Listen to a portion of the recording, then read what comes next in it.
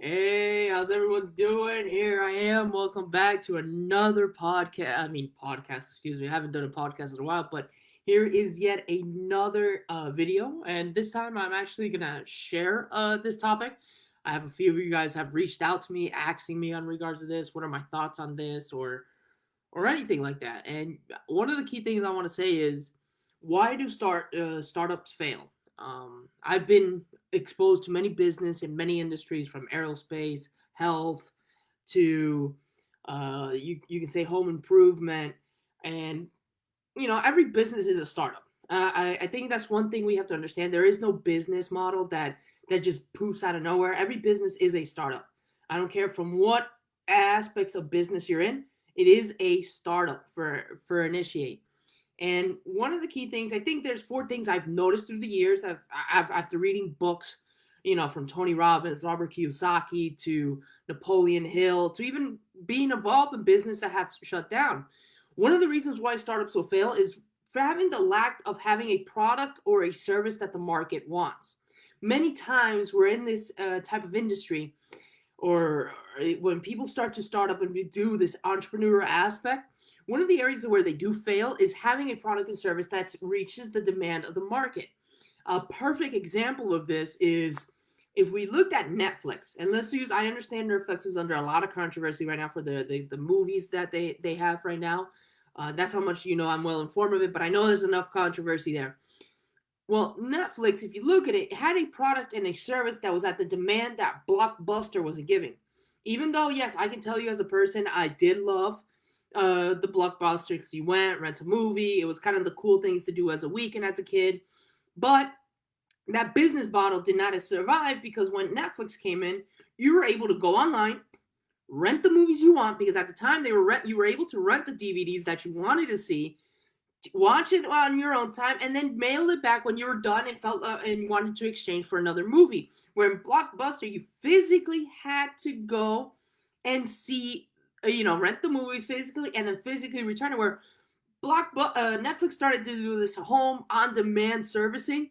So that's why you saw that the market saw a demand on this aspect. Netflix capitalized on it. Now look at all the live streaming services that are out there. We don't have no more Netflix. Now we have Hulu. You have Disney Plus. You're seeing ESPN, WWE, the NFL. Everyone's getting into. They're making their own app where you pay a membership to have streaming services and live content. That is what happened in that industry. That because Blockbuster did not adapt or anything, it went from a startup to becoming a very successful franchise to now absolutely having nothing. That is what happened with that in that aspect of Blockbuster. But you got to also think when you're in a restaurant industry, and I speak a lot about the restaurant industry because it was where I grew up. This is where my parents had a business. But because my parents cooked Puerto Rican food in a market where there wasn't a Puerto Rican restaurant, they were able to survive and adapt. But imagine if they go to an area and they have like and they're on the same street and there were five same Puerto Rican restaurants, they wouldn't have not survived. They would have not survived because now they had competition and that competition already has its survived. And those are these are just different examples. I'm not going to go into full details of products and service, but it's something you got to take to consideration that when you want to do a startup, or you want to start your business, make sure you have a product and a service that delivers you an exclusive value to the market. Because as long as you can stay exclusive, you're going to reach the demands of your people. Now, after you have a product and service, you got to make sure you have a good business model. The reason why I always say McDonald's is the perfect example to whenever you want to look at what a business model is. Yes, we know Ray Kroc is in the real estate industry because when you buy a franchise, McDonald's owns the real estate property until you pay them off and blah blah blah. I'm not going to get into that aspect, but what I will do and what I will talk about here, and this part is where I find it very interesting, is when if you look at how McDonald's was set up, it's not the first place to do a place with French fries and cheeseburgers and gave you a Coke. It's not the first place.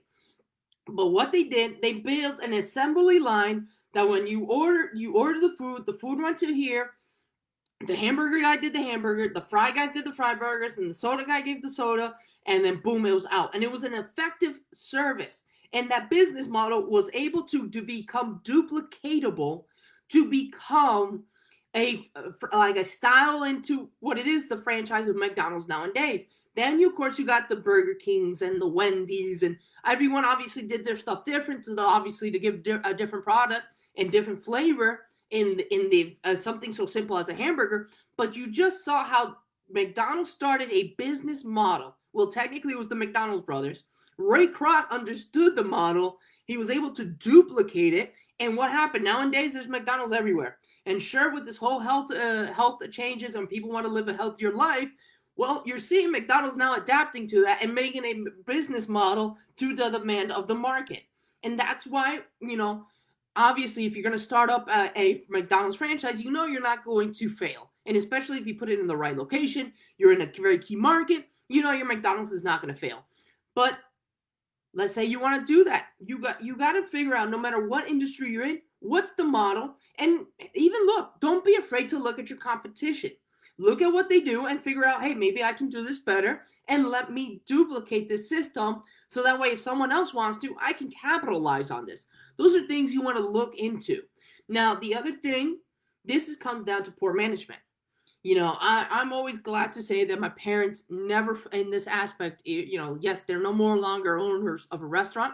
Obviously, they had a divorce, and through the divorce and through all that settlement, they had sold the restaurant. But if not, let's say, if I don't know, I might be speaking hypothetically, but if they never divorced or anything, I do believe till this day, they'll probably still be for owners and maybe open a second restaurant.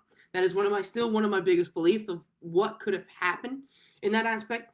But there wasn't poor management. But a lot of times we see a lot of pizzerias opening.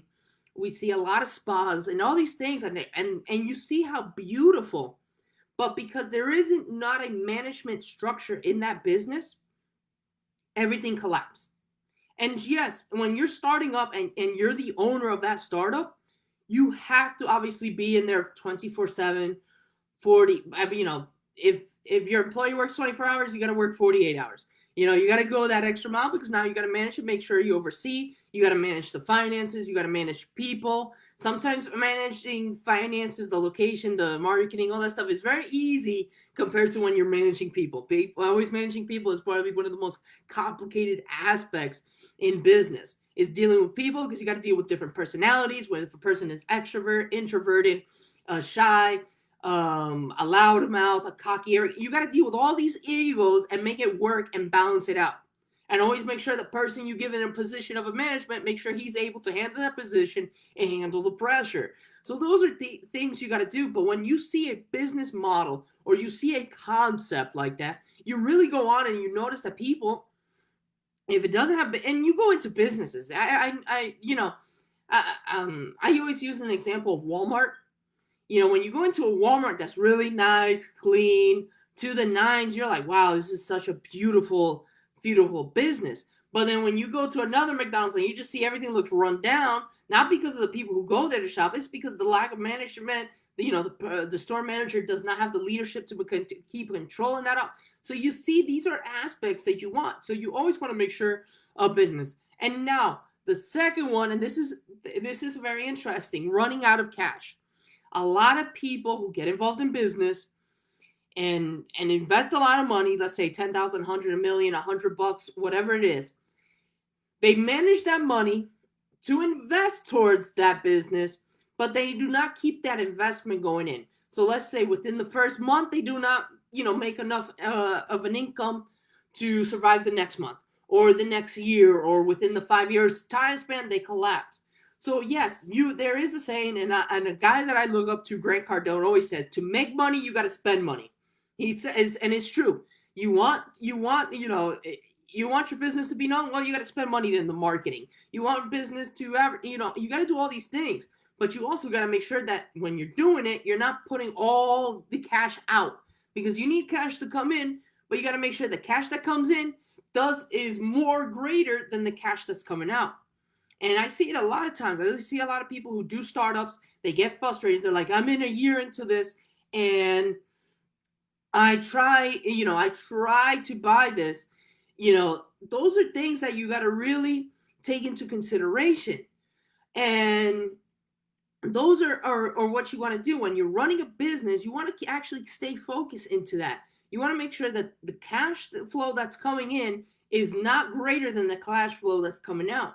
Without having those proper management skills, you're really going to see that that as long as you can keep a perfect balance in that area, you're never going to worry about running cash out. And you always got to be very careful on those things. So these are the things people need to always stay conscious and be very aware when they're starting their startups.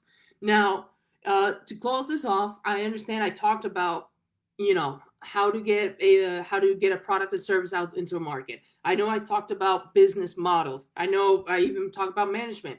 If any of these areas, these 4 topics that I talked about today, you're identifying with and you want me to elaborate more, feel free to reach out to me. Feel free to talk to me. I can help you guys absolutely for free and just talk to you about how I may look at this area and let me help you improve, because I'm here to help you. So just feel free to message me. Tell me, hey, I'm in a startup. This is where I'm struggling. What would you recommend? I'm glad to help you guys out. And, I'm just a free message away. So thank you so much. Feel free to message me. If you guys have any more questions, always feel free to write a comment or anything. I'm glad to help you guys all. So take care. Thank you. And hopefully I hear from you guys soon.